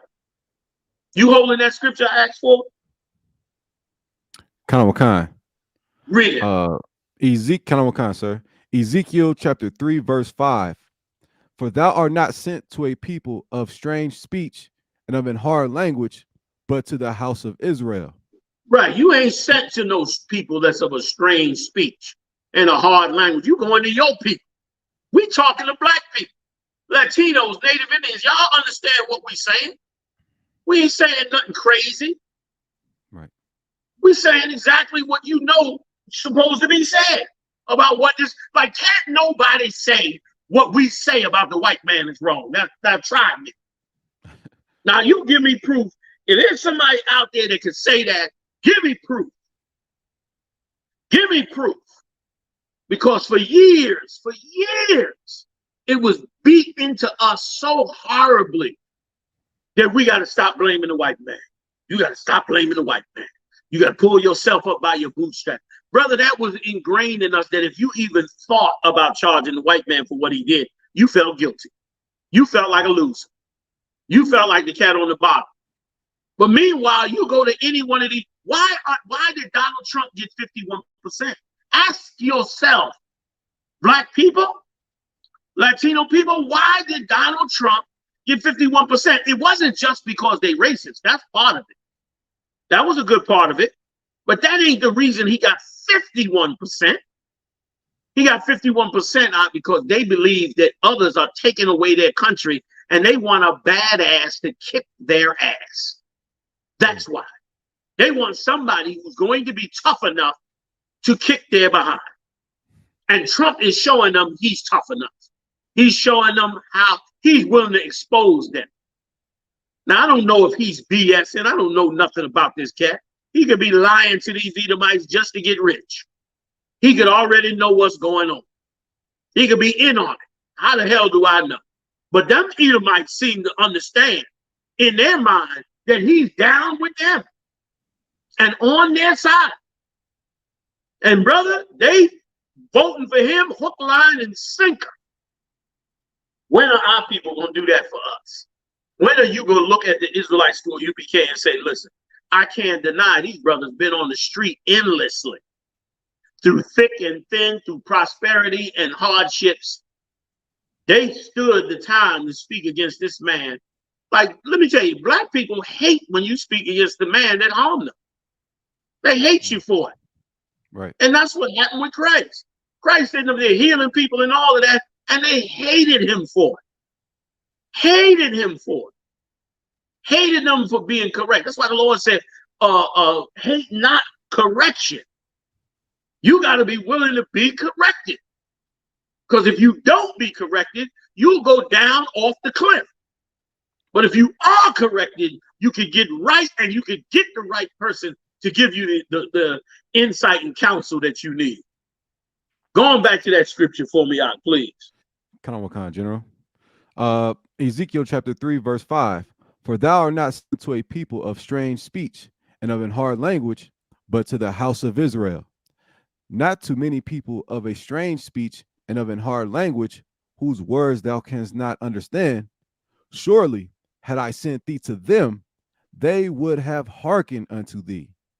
See that? That's a unique Israelite problem. Now, while I go into this, give me one more. Get me the scripture where the Lord said, ye are they that strive against the priests. But Taba one, Kazak, you get that one. Taba one, read that again, that last part of that verse. Kind of what sir? Kind of what sir? Ezekiel chapter 3, Oh, verse I'm 6. sorry. Read off the scripts that we pulling. Ash said that can he get the scripts? Salaki, Ash, we're going to kick him out right now. Tell them where you at on each of these. Kind of what sir? We're in Ezekiel chapter 3, verses 5 through 6. Ezekiel chapter 3, verses 5 through 6. Verse 6. Not too many people of a strange speech and of an hard language. He ain't sending us to nobody strange.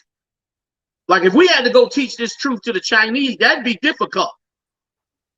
If you had to go teach this truth to the East Indians, that would be hard. That would be difficult to do. But he ain't sending you to them. Go ahead. Kind of what sir? Not too many people of a strange speech and of an hard language, whose words thou canst not understand.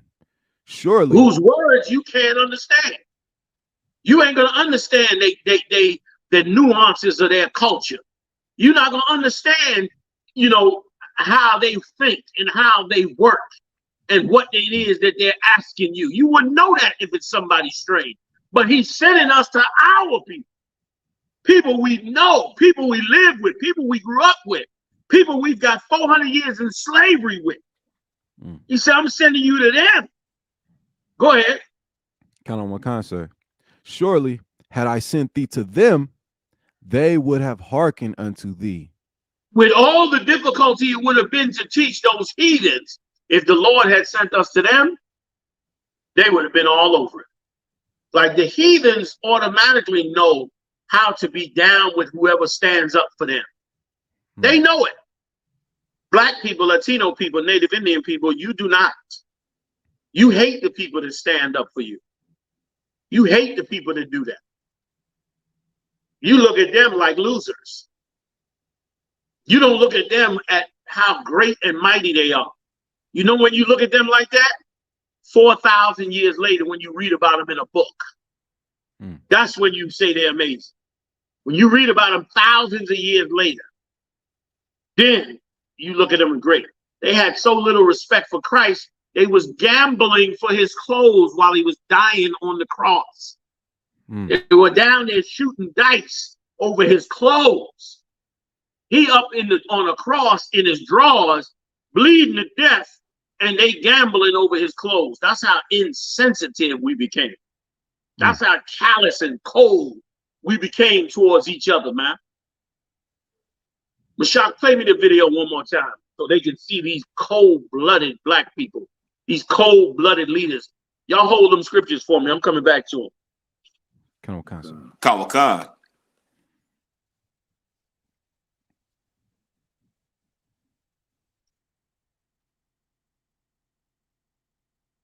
Can you get him a shot?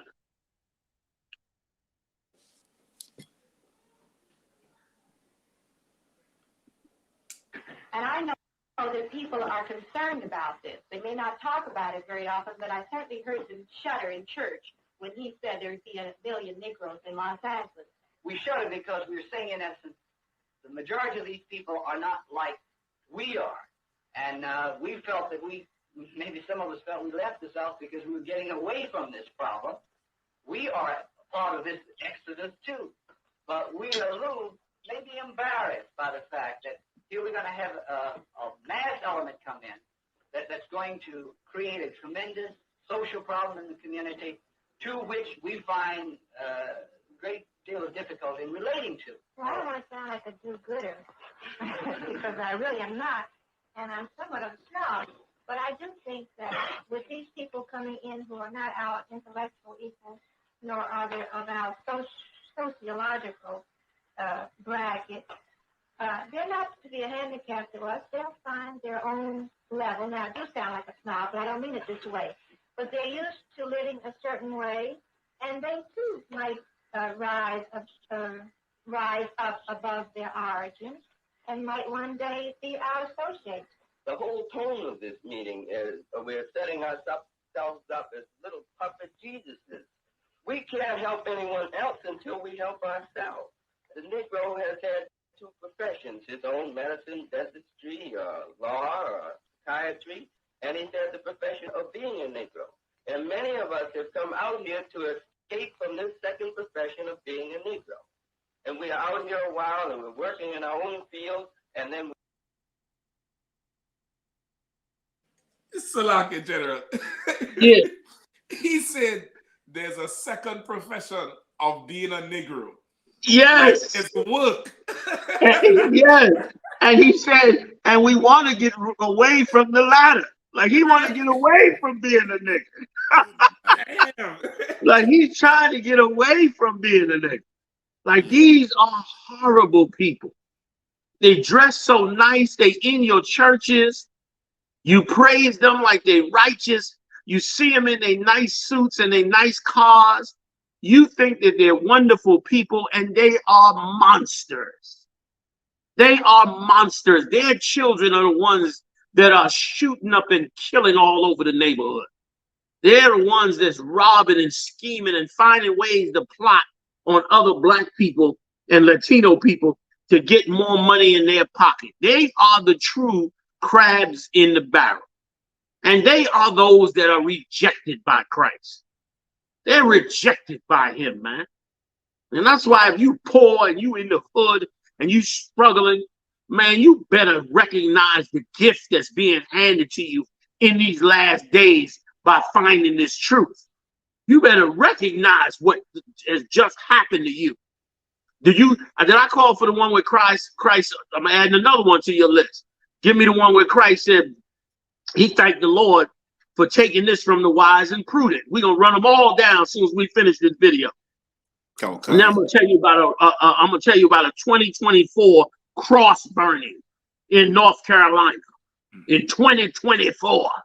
Okay, that's what's coming up next.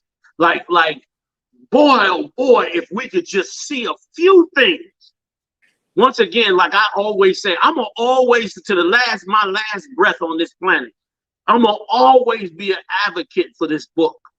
Like there was no other book that I ever saw or read or examined or even heard about had the ability to take a man in the gutter of hell and change his life around.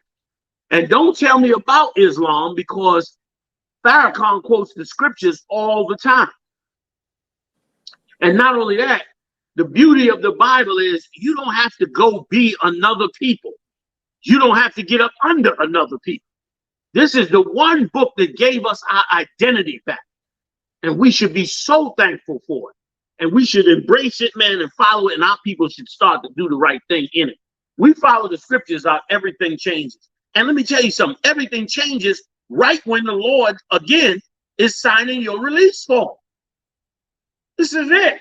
Slavery is coming to an end. They want to implement slavery for the whole world. But slavery is coming to an end for the Lord's 12 tribes. Come on with it. Let's finish the video on the second run. We just running it a second time. Damn right, we win, y'all. Damn right, Ash. Go ahead. That here these same problems are falling on the heels of 1,600 Negroes a month that come into Los Angeles. Now this gives us. He's furious at that amount. He's furious at the 1,600 a month. Salaki, go ahead, Mr. Identifying with these Negroes that are coming in with their carpet bags that causes us problems. This is a basic embarrassment that we as Negroes have. We want to live together, yet we want to sort of scatter to the far winds and live amongst white people. We are brought up in terms of this, that to have Our digital PDF. You can pause it right there. Take it back to us. I mean, incredible. And see, they didn't expect that video to ever get out. They were filming it for their own sakes. Right. You know, to have what they said on the record so they can go back and implement what they thought they could implement. And the nerve of them to believe that they could even do anything about it when they had no power. All they had was that's another thing. Once again, if you get a college degree, if you can get your college degree, go get it. Because a college degree, man, will make you some money. And Lord knows we need money when you trying to survive out here in these streets. You understand? If you want to keep a gun out your hand, go get you a college degree. Because it's going to keep a gun out your hand. It's going to keep you able to function and make some money in many cases. Not all, but in many cases. But please try and not be so damn dumb. Right. When you go to college, you should go to college with the mindset that I'm going to make money with this. Like, don't go to college to do something that you ain't going to make no money with. Right. Right. Don't be going to college on some philosophical bullshit.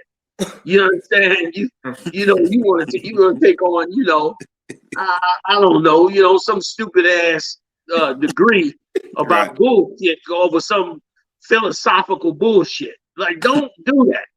Right. You ain't got time for that. When you go into college, you should be looking at how much cheddar they gonna pay me. What is the cheddar on this job? What is the cheddar on that job? Right. That's why so many of them sisters going in there becoming them RN, them nurses. They starting them nurses off with 80 a clip, 80 G's a clip. I'm sisters signing up and banking them 4 years. Right. They coming out 80 G's a clip. And statistics has always shown that the more finance you have in a family, the stronger, the greater the possibility that your family stays together. Poor people are always breaking up because there's always financial problems. So if you can get a degree and make money and be strong, you should do it. But don't become a dumbass in the meantime. Don't get warped and played out. These scriptures are everything. Listen, the men that led this nation, the men that Christ called that led this nation out of here were unlearned men. Don't make me go get another scripture on your list, on Kazak's list. You understand? These were unlearned men Christ called. And these unlearned men, not only did they take over the nation, they took it out of the hands of the Sadducees and Pharisees, who were horrible people like the people we just saw in that video. That's what they did because they adhered to these scriptures. Don't get a college degree and become a fool like these people did. They became brainwashed. And make no mistake, some people go to college so dumb. You go to college thinking you are there to learn, but you don't think Esau is trying to brainwash you also? Right. Why do you think they have so many communist professors in black colleges? Teaching communism, teaching non-traditional families, teaching alternative lifestyle. That's them bringing their agenda into your scholastic world. So you have to, and while you're learning, you have to be discerning also what you're learning. You understand? And they've been had brainwashing programs in there, in colleges. So run me down the scripture that I asked you to get for me, and then we'll move on to the Mashak. Let me know if you found the article on the Myrtle Beach cross burn. Y'all got it? Cause okay, excellent. Yep, Kamakan, sir. What did I call for the scriptures? I call for a few of them. Read those. Kamakan, sir. The first one, sir, is Hosea, chapter 4, verse 3. Therefore shall the land mourn, and everyone that dwelleth therein shall languish, with the beast of the field and with the fowls of heaven. Yea, the fishes of the sea also shall be taken away. Yet let no man strive, nor reprove another, for thy people are as they that strive with the priest. Hear that? He said it's gonna get poor. It's gonna get it's gonna get rough out here, man. It's gonna get rough. Prepare for it. But the greatest weapon you're going to have in this crisis is your ability to operate in the brotherhood. When this crisis, you know why people are going to starve and die in this crisis in the Black and Latino community? Because they're going to hoard stuff to themselves, and the person they've been living next door to for 20 years, they're going to make sure that that person never knows what they have in their house. They're going to make sure of that. And so they'll stay in their house and drop dead, and the neighbor will stay in their house and drop dead. This is like school UPK. We're going to be networked together. Come on, come on. We're going to be sewn together like a garment. You hear me? Yeah, right. We're going to be sewn together like a garment. If we got to, we'll share generator. You take the generator 3 days, I'll take it 2 days. I'm going to send it up to so-and-so for 1 day. They'll run it, juice up what they got to do, juice up their phones or whatever. Then they'll send it back. That's how we going to operate. This brotherhood is our weapon. Read it again for them. Sir. You trying to understand how to survive in this hell that's coming up and everything before this time that we make it to the kingdom. One, you better have hope and faith that you hold on to your king. Two, you better understand the rules of engagement as a Hebrew warrior or a sister in this truth. Understanding those things is going to get you through all of this. And pray for my ass too, because I'm about tired of y'all niggas in this evil truth. It's a lot. Pray I stay around. Hell, no, go ahead. Go ahead. Sir. Hosea chapter 4, verse 4. Therefore shall the land mourn, and everyone that dwelleth therein shall languish with the beast. Stop right here. The land shall mourn, meaning people are going to be sad and depressed. Right. And the land they shall languish. To languish means to fall down, to become weak. You understand? They're going to become weak because of no food, no water, hard times, no jobs, stress, war.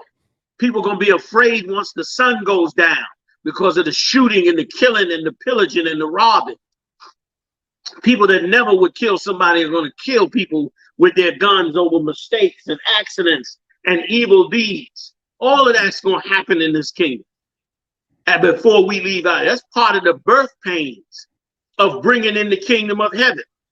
You understand? And so as a result of that, you're going to have to have your head in the right place for the Most High. So when these things, the Lord is showing you, when these things happen, read on. Kawakan, with the beast of the field and with the fowls of heaven. The beast and the fowls, they're going to suffer too. Right. Go ahead. The fishes of the sea also shall be taken away. Right. Meaning you ain't going to be able to go fishing. They're going to kill you if you go on certain docks because they're going to have that dock locked down to fish for themselves. Or the water will be poisoned and there won't be no fish to fish. Right. You understand? Let me give you a little known trivia fact. When the Maccabean brothers went to go to war and went up in the mountains, they became vegetarians to survive in the woods. It's a little known trivia fact. They were vegetarians in the woods. They wasn't even worried about getting any hands on no meat. They came together, man, and grew them vegetables, brother, and ate them vegetables and killed them damn Greeks. When they came out of that wood and rededicated that temple, man, they was rocking them steaks barbecue style. When they came about them woods, you understand? So they did what they had to do to survive. So the Lord said, you're going to see these, even the fowls of the air. Read on. Kawakan, yet let no man strive, nor reprove another. Right, meaning don't go to war against your brother because of the stress. Right. Don't let the pressure break you. Don't let the pressure pull you out the spirit into something else. That's the point of it by Satan. Go ahead. Kawakan, for thy people are as they that strive with the priest. Right, and it's saying that because this is what we love to do. When hard times come, we turn on the men of the Lord. We go listen to the man that got the shiny car, or whatever the case may be. But the men of God, we turn on them. We act like it's their fault. Right. They turned on Moses. Moses was freeing them from an empire that was getting ready to be destroyed by the Greeks. You go back and read about that. Shortly after Moses, the Greeks destroyed Egypt. You understand? Between the Babylonians and the Greeks, they took over Egypt. Wasn't shit left after we left out of there. They had a little short period of time of prosperity, and then that was the end of that. And it's been a destroyed piece of garbage ever since. You understand? They're trying to build it up now, but come on. You know, man, we at the end now. So my point being, it didn't matter. It didn't matter. But they strove against Moses. They fought against Moses. And look at the mission. Now us, we're reading about it from a bird's eye view. We was not there. But we reading about it from a bird's eye view. We looking at the whole thing now as we read it in these records, these holy records of the scriptures. And as we read it in these holy records, we realize that the brothers and sisters back then did not understand what Moses was doing. They turned on him when he was doing the most amazing, miracle-informed work that you could have asked for at that time. We turned on him when we saw miracles done before our eyes. We still turned on him. And now we see how horrible it was that we did. We see why the Lord opened up that ground and killed 250,000 of us, and then killed 14,000 for murmuring. Woo! Woo, we angered the Most High. You know you got to make the Lord mad. He killed you 14,000 for grumbling. You sisters that like to murmur, you better learn about shutting the hell up. That's You better not let the Lord hear that grumbling you always murmuring about. Always murmuring about something wrong all the time. Mad at your man all the time, every day, all day. You better stop that murmuring. The Lord killed 14,000 of us just for the murmur. They had committed no crime, but the murmur. 250 he already put in the grave. And then they blamed Moses for it. They said Moses killed them. When they got killed because they refused to stand with the Most High. We in this time, man, celebrate what's happening. We going to North Carolina, boy. 22nd, 23rd, and 24th. We will be in South Carolina, North Carolina. We having a good time. We gonna celebrate. We gonna have a good time on Purim. Oh, we gonna have. Oh, I'm gonna show out. I'm gonna act a fool down there in South Carolina, North Carolina, man, that weekend. And we going to the speaking and everything. Y'all should all come out if you can. If you come out, you should come on out and do the thing with us. You understand? And read another amazing story, which is so important. This Purim story is so important when it's coming about, because the Purim is exactly what we're going through now. We watching the empire getting ready to turn on us because it's under pressure about the fall, like all empires have done. And so they're ready to turn on us. And now's the time to not be afraid. You understand? Now's the time to not get afraid and turn tail. Now's the time to be tough as nails. You know what I'm saying? Let's go. Where are we going with it? Matthew chapter 11, verse 25. At that time, Jesus answered and said, I thank thee, O Father, Lord of heaven and earth, because thou hast hid these things from the wise and prudent. Them Negroes that's sitting up there on that tape, God hid this from them. He hid this from them. Go ahead, Kazak. Kawakan. And we lost our one. His computer froze. Lost our one. Go ahead. He restarting it now. Oh, okay, he restarting. Go ahead. Kawakan, sir. Thou hast hid these things from the wise and prudent, and has revealed them unto babes. And given them on to the babes. That's you. That's you and I on this very show tonight. We are the babes. We are the ones who are on the bottom of the kingdom, who are not flowing with what the kingdom's flowing with. You're not out there trying to dress naked like Beyonce. You're not trying to pretend to be a fake gangster like Jay-Z. You're not caught up into all the drugs. I hope you're not caught up into all the drugs of the kingdom. You're not full of the mindset of this world. You are against this place and against the evil, and you have a love for your people. You are special unto the Most High. That's right. You understand? You are a different breed unto the Most High. And that's what he came to call. Christ knew what he was doing. He was coming to call those of us that had that mark, that sighed and that cried for the abominations that be done in. That's another one I could pull, but I'm going to leave that one alone. So we can move on to this third story while we got a little time. Go ahead, Kazak. Kawakan, that's the end of that verse, sir. But if I may, sir, and what you're saying is so heavy.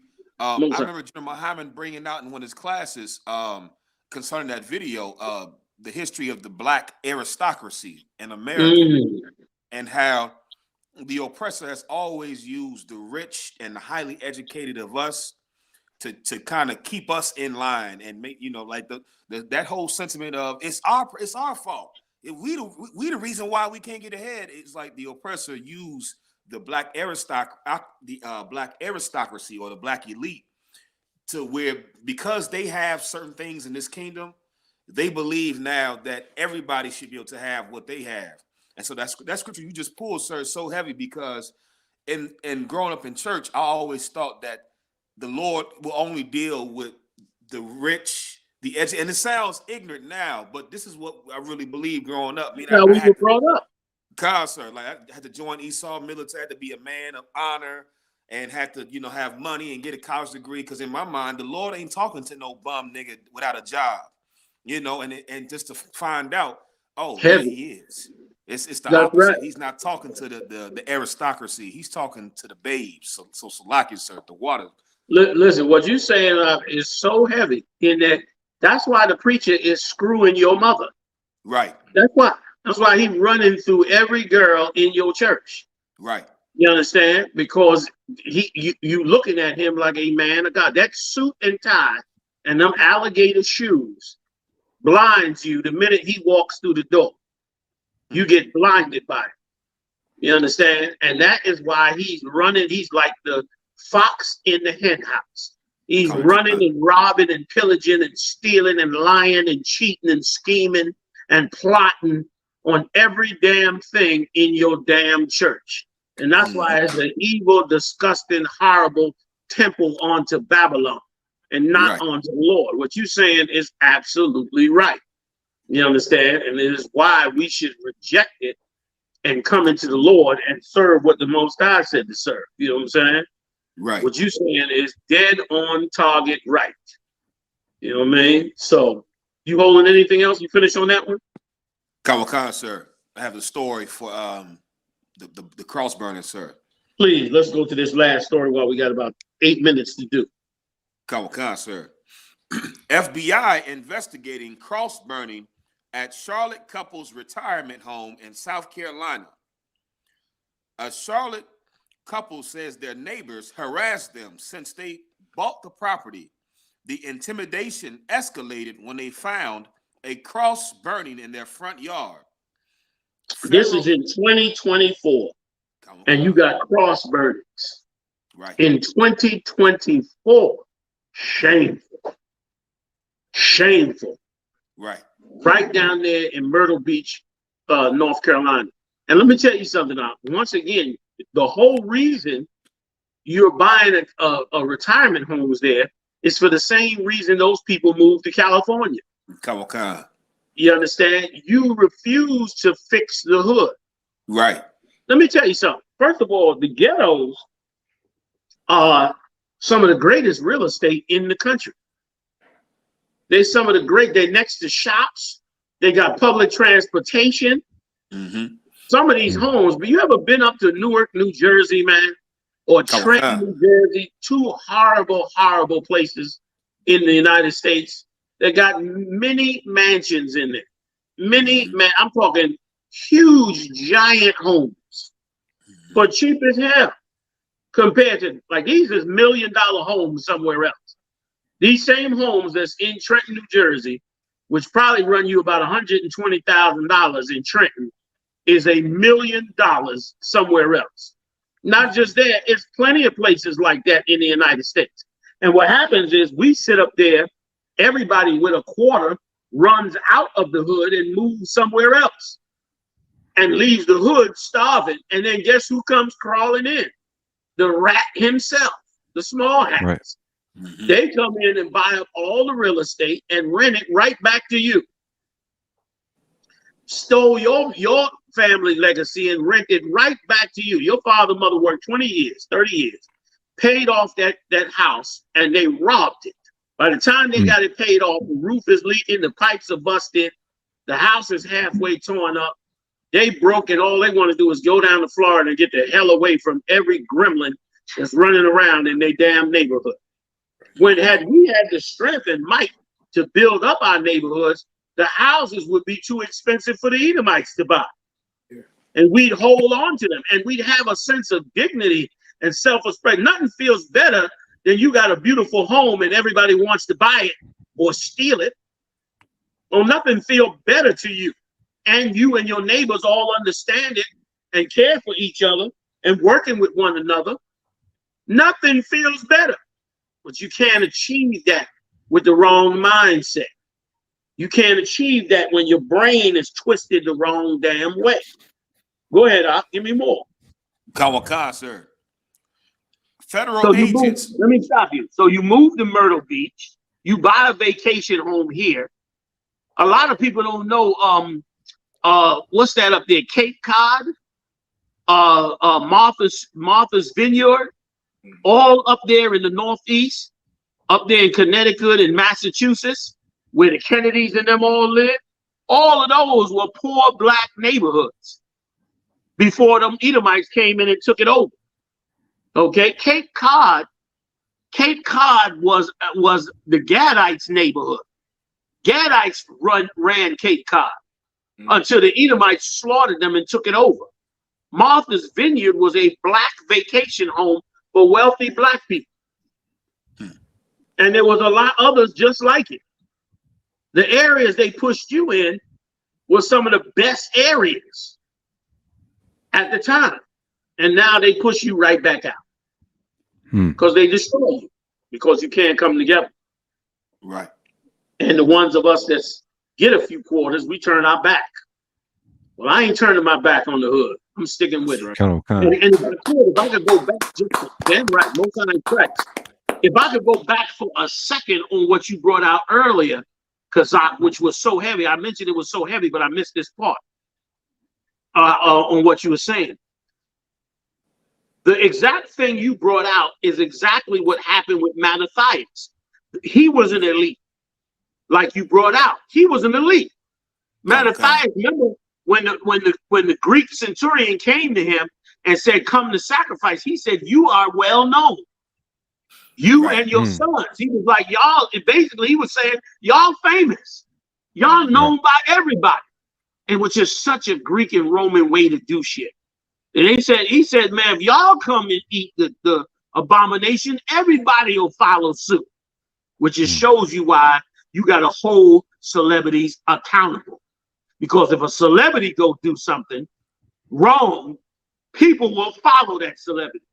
And it should be understood in the hood that if you decide you're going to become famous in Hollywood, you better understand that you no longer an individual. Your business is our business. Don't go to Hollywood and become famous and then turn around and say, well, what I do in my personal life is my business. No, it ain't. It ain't your personal business. You decided to become a famous black person or Latino or Native Indian. What goes on in your personal life, that's all of our business now. Because that ignorance could lead the rest of our people into destroying themselves. And that's exactly what they asked Mattathias. So what you were saying was so heavy about these elites. Black elites. Like, how dare you put us in jeopardy with your mouth, saying things you should not be saying that destroy us inside. You understand? Like I mentioned before, Michael Jackson, I always bring it up because it struck me so hard for some reason. I was young, you know what I'm saying? I didn't know better. And for him to say the East Indians was his people, I mean, I felt like somebody ripped my clothes off and threw me in the middle of the street. It was like, you're garbage, threw you in the street. When he come from my people. Like they have to know to watch their damn mouth when they get up in that power structure. And it should cost them if they didn't, not physically harm them, but you get my point. So that's what they did to Mattathias. They told him, yo, go ahead and eat the sacrifice. Everybody will follow you. He said, hell no, I'm not doing it. And because he said no, the Lord delivered the entire nation of Israel. Same thing happened to Daniel. Daniel was a president in Babylon. Go check it out. He had a lot of power in there. And they wanted him to go serve them gods. And he refused to do it. And they went to the king to get him killed, and he still refused to do it. to where they went to throw him in the cauldron to burn him alive. And the Lord had to deliver him out of there. You understand? And the reason he refused is because he understood what we should understand. And if we would understand, if we read this Bible, and that is that you cannot just do anything when you're a leader. You can't do it. Because what you do will affect the brothers and sisters. And you, as a leader, you're supposed to be caring about them first. That's the first order from Christ. Second order from Christ. First order was to love the Lord with all your heart and all your mind. Second was to love your brother as yourself. Those are orders.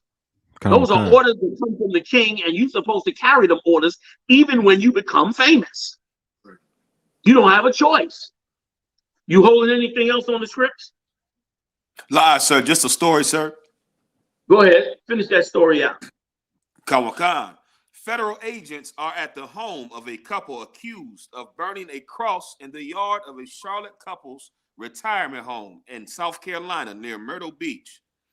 A FBI spokesperson told WMBF that agents were at the home of Warden Butler and Alexis Hartnett for a civil rights investigation related to allegations of racial discrimination. Butler and Hartnett are accused of making multiple threats and harassing a Charlotte couple over the past 2 years by using racial slurs and other hostile language. The situation escalated over Thanksgiving weekend when Sean and Monica Williams reported a burning cross in their front yard. They went to try to be part of Esau's world. Right. Try to celebrate their God, Thanksgiving, their holiday. Yep. And these Edomites want them out of their neighborhood. Right. And burnt that cross to say, get out of here. We don't want you. We want to enjoy our Thanksgiving without you. Right. And black people, Latino people, and Native Indian people, you should want to celebrate your high holy days without them. That's right. You should want the same. That is normal. Let me explain something to you. That is normal. The Lord said when he divided to the nations their land, he did it according to the number of the children of Israel. He divided the land. He came down in the Tower of Babel and divided the land. Divided the people. Like, this is right that a nation wants to be among themselves. The problem is you've been brainwashed into thinking to not be among yourself and stand for your nation. And that's a major, major problem. And a lesson we got to learn. You was going to say something, Kazak? No, lie, sir. Slacky, sir. Listen, I want to tell everybody, man, pay your tithes, support the truth. ISUPK.com. I'm Commander General Yahanna, head of the ISUPK. I want you to know that I love all of you, man. I hope you join me for Passover 2024. The flyer is coming up right after we come off this air. Do the right thing among your brothers and sisters, man. Stay in touch. Join me Monday, Wednesday, and Friday, 9 p.m. live. Want to thank the brothers for holding it down with us tonight. Big shout out to Captain Mashak Mayan. Big shout out to Officer Kazak Ahmad. Big shout out to Officer Tabawan. Two badass cats up in the work of the Most High, man. I'll see y'all next time live on the UPK, fam. Shalom. Shalom. Shalom. Yeah, don't have messed up, no. Bad news is to beat your home, nigga. Yeah. Go on, get on that ass real quick one time. 144, baby. Run that shit up, Trey. They said you get on, you gon' represent. I said, of course. Soon as they crank that beat, I ride that bitch just like a horse. She about to go dumb, yeah, bitch, be a whole guard. You ain't know they call me Obi-Wan. I go with the force. You gon' ride, yeah, of course. Get it lit up like a torch. You even low on this Lord, so that bitch is either or. Yeah, I know them niggas ain't cut like that. I swear I'm to our core. Wait up, let me make a call right quick. I'ma start another war. I was hurting when she left, but I don't care about anymore. I need a